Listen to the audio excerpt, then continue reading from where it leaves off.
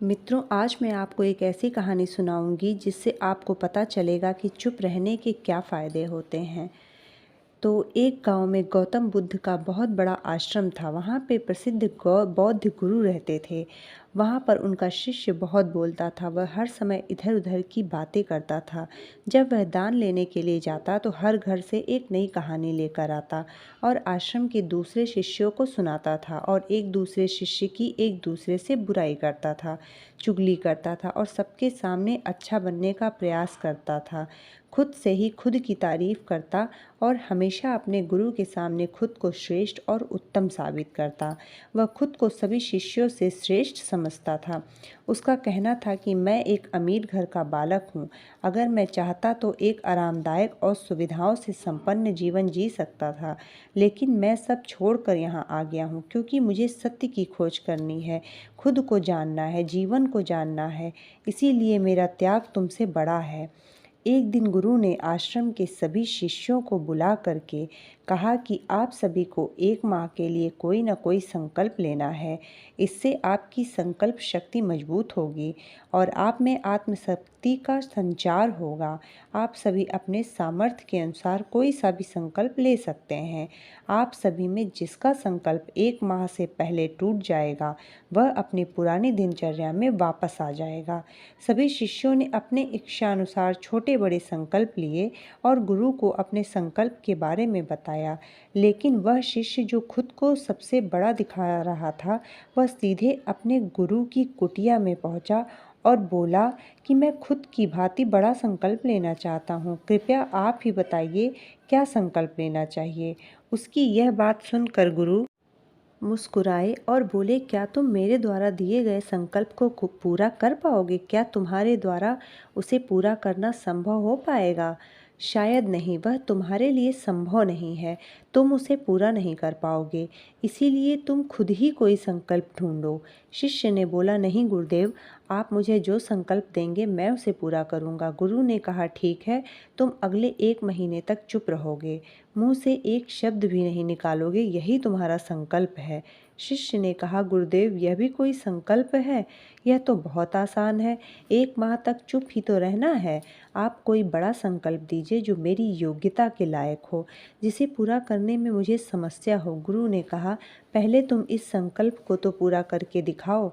शिष्य ने गुरु की बात मान ली और उसी समय चुप हो गया और उस कुटिया से बाहर चला गया। उसे चुप रहना बहुत आसान लग रहा था। उसने एक दिन तो जैसे तैसे चुप रहकर काट लिया, लेकिन दूसरे दिन से उसको बोलने का बोझ सा महसूस होने लगा।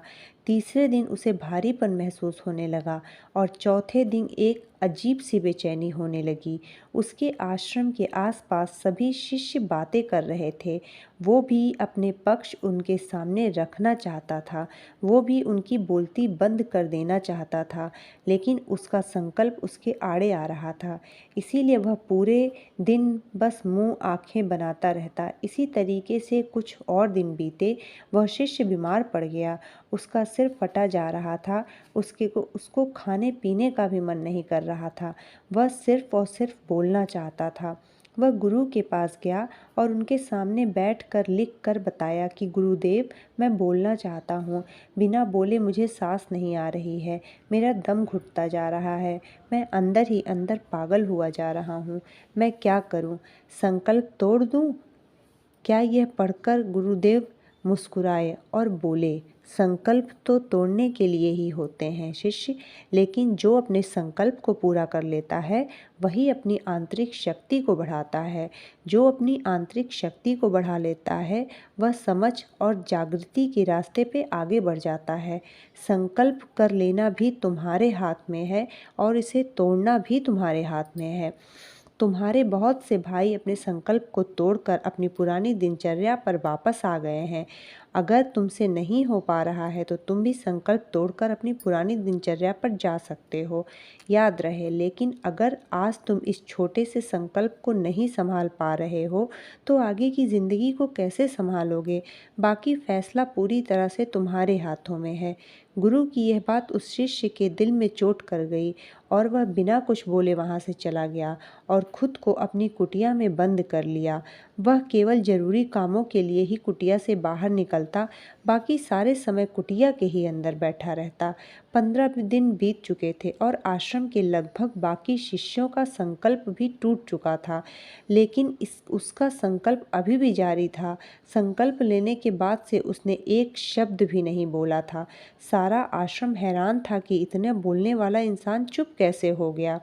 15 दिन बीतने के बाद वह दोबारा अपने गुरु के पास गया और लिख कर अपने गुरु से बोला, गुरुदेव, मैं बाहर से तो चुप हूँ, लेकिन मेरे भीतर बहुत सी आवाज़ें हैं, बहुत सी चीख पुकार और शिकायतें हैं। मैं अंदर ही अंदर बात करता रहता हूँ।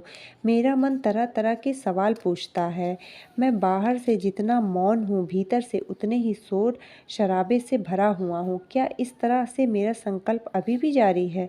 गुरुदेव ने कहा, हाँ, तुम्हारा संकल्प अभी भी जारी है, लेकिन जब तक लोगों की ये आवाज़ें तुम्हारे कानों में पड़ती रहेंगी, तुम्हारा मन बोलता रहेगा, क्योंकि इसे तो आदत होती है बोलने की। तुम भले बाहर से चुप रहो, लेकिन तुम अंदर अंदर बोलते रहोगे। तुम्हें इन बातों से, इन आवाज़ों से दूर जाना पड़ेगा। शिष्य ने उन्हें प्रणाम कर वहाँ से चला गया और सुबह होते ही अपनी कुटिया छोड़कर जंगल की तरफ चला गया। कई दिन बीत जाते हैं, संकल्प का समय भी पूरा हो जाता है, लेकिन शिष्य लौट कर नहीं आया। आश्रम में सभी को डर था कि कहीं जंगली जानवरों ने उसे खा तो नहीं लिया है। इसी बीच उसे ढूंढने की बहुत कोशिश की गई, लेकिन वह कहीं नहीं मिला। सभी गुरु भाइयों ने यह मान लिया कि वह जंगली जानवरों ने उसे अपना शिकार बना लिया है, लेकिन गुरु को ऐसा नहीं लगता था। एक दिन आश्रम का एक अन्य शिष्य गुरु के पास आया और बोला, गुरुदेव, हमारे उस अधिक बोलने वाले भाई के साथ क्या हुआ होगा? क्या जंगली जानवरों ने उसे मार दिया होगा?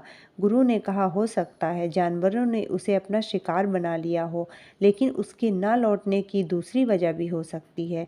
शायद उसे वह मिल गया है जिसके लिए वह गया था। शिष्य ने पूछा, गुरुदेव, क्या ज़्यादा बोलना इतना हानिकारक होता है?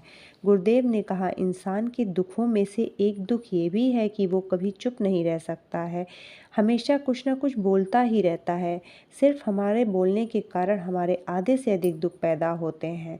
परिवार में अधिकतर झगड़ों का कारण हमारा बेमतलब बोलना ही होता है। हम में से कोई भी चुप नहीं रहना चाहता है, बस हम सामने वाले को सुना देना चाहते हैं। जो भी हमारे मन में है सब निकाल कर उसके मन में बैठा देना चाहते हैं। उसे समझा देना चाहते हैं कि तू गलत है और मैं सही हूँ। इस तरह सब एक दूसरे की सड़ी गली बातों को ग्रहण कर रहे हैं। इस तरीके से सुनने और सुनाने का काम ज़िंदगी भर चलता रहता है, लेकिन इन सब में हम अपनी समझ, जीवन और अपन सब कुछ ज़रूरी, कीमती, महत्वपूर्ण पल जो हम जी सकते थे, अनुभव किए जा सकते थे, जिस आनंद को प्राप्त किया जा सकता था, ये सब खो देते हैं। लेकिन इसके बदले हमें मिलता क्या है? कुछ नहीं, सब व्यर्थ है, बर्बाद हो जाता है। इस पागलपन में हमने क्या खो दिया है, इसका एहसास केवल कुछ ही लोगों को हो पाता है।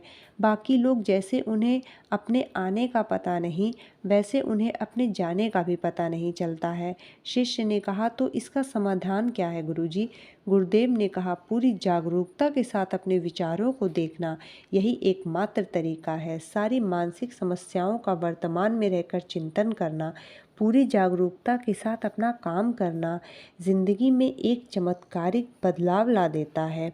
शिष्य अपने गुरु से अपने प्रश्नों का उत्तर पाकर उनको प्रणाम करके वहाँ से चला गया। उस शिष्य को आश्रम छोड़कर गए हुए 3 महीने हो गए थे, लेकिन उसकी कोई खबर ना थी। अब तक तो सभी गुरु भाइयों ने उसके लौटने की उम्मीद भी छोड़ दी थी, लेकिन एक दिन वो आश्रम लौट आता है। उसे देखकर सभी के आश्चर्य और खुशी का ठिकाना ना रहा, लेकिन अब वो मौन था और आश्रम से वापस जो गया था, वो जो लौट कर के आया है वो बिल्कुल अलग है। उसके अंदर एक गजब सा बदलाव महसूस किया जा सकता था। उसके चेहरे पर गजब का ठहराव व आँखों में बड़ी शांति थी। आश्रम में आते ही सभी गुरु भाइयों ने उसे चारों तरफ से घेर लिया और वह उससे बातें करने लगे। वह भी अपने गुरु भाइयों से बातें करने लगा। बात करने वाले सभी भाइयों ने यह नोटिस किया कि अब वह पहले जैसा बातूनी व उतावला नहीं रह गया था। उसके मुंह से एक एक शब्द बहुत सुलझे हुए और मधुरता से निकल रहे थे। थोड़ी देर गुरु भाइयों से बात करने के पश्चात वह गुरु के पास चला गया। उसने गुरु के चरण छुए और कहा, गुरुदेव, क्या अब भी मैं मौन हूँ? क्या अब भी मेरा संकल्प जारी है? गुरु ने बड़ी देर तक शिष्य की आंखों में देखा और कहा, हाँ, तुम अब भी मौन हो। तुम्हारे मुंह से एक भी शब्द निकल नहीं रहा। तुम्हारा संकल्प अभी भी जारी है। शिष्य ने कहा, गुरुदेव, जब मैं आश्रम से गया तो मैं मुंह से तो चुप था, लेकिन मेरे अंदर बहुत सी आवाज़ें थीं। मन में बहुत से प्रश्न थे, वो बंद ही नहीं हो रहे थे। मैं तो जंगल की तरफ चला गया इस उम्मीद से कि वहाँ मुझे शांति मिलेगी और वहाँ मेरे मन की बकबक कम हो जाएगी। लेकिन मैं जितना एकांत में जाता गया और अंदर की आवाज़ उतनी ही तेज़ होती गई। मेरे भीतर की पुरानी से पुरानी आवाज़ मुझे सुनाई देने लगी। तब जाकर मैंने महसूस किया कि मैं कितना गलत कर रहा था। जब मैं अपने परिवार वालों, दोस्तों और गुरु भाइयों को भला बुरा कहता था तो उस समय मुझे लगता था कि मैं सही कर रहा हूँ। जब मैं गुरु भाइयों की एक दूसरे से चुगली करता था और उनका मजाक बनाता था, तब भी मुझे ये लगता था कि मैं उनसे बेहतर हूँ, मैं सही कर रहा हूँ। लेकिन उस दिन मैंने पहली बार महसूस किया कि मैं कितना गलत बोलता था। काफ़ी दिनों तक ये आवाज़ें, ये शिकायतें मेरे अंदर चलती रही, लेकिन धीरे धीरे करके ये सारी आवाज़ें मेरे अंदर से समाप्त हो गईं। अब मैं भीतर से भी मौन हो गया। उस घने जंगल में बाहर से बोलने वाला कोई था नहीं और भीतर कोई आवाज़ बची नहीं थी। मैंने उस दिन मौन का सही अर्थ समझा। मेरे चारों तरफ बहुत शांति थी। हालांकि अभी भी कुछ आवाज़ें आ रही थीं जो पहले की ही भांति थीं, लेकिन मैं उन्हें सुन नहीं पाता था। लेकिन वह सभी आवाज़ें मुझे स्पष्ट रूप से सुनाई दे रही थीं। हवा के चलने की आवाज़, चिड़ियों के चहचहाने की आवाज़ और पानी के बहने की आवाज़। ये सभी आवाज़ें पहली बार मैंने होशपूर्वक सुनी। अपने चारों तरफ इतनी शांति मैंने कभी पहले महसूस नहीं की थी और इस शांति को भंग करने के लिए मैंने पहली बार अपने मुंह से एक शब्द निकाला। मैं चिल्लाया, हे ईश्वर, ये कैसी शांति है? सभी कुछ इतना शांत क्यों है? ऐसा क्या हो गया? लेकिन मेरे चिल्लाने के बाद भी वह शांति भंग नहीं हुई। मैं पहले जैसे बाहर और भीतर दोनों से शांत था। हे गुरुदेव, मैंने अपने गुरु भाइयों से बात की, मैंने आपसे बात की, मैं आपसे बोल रहा हूँ, मैं चल रहा हूँ, मैं सब कुछ देख रहा हूँ, लेकिन मैं अपने भीतर एकांत में हूँ, मौन हूँ। भीड़ में होता हूँ तब भी भीतर से एकांत व अकेला होता हूँ। जब मैं खुद में भी शोर करना चाहता हूँ तब भी एकांत में ही होता हूँ।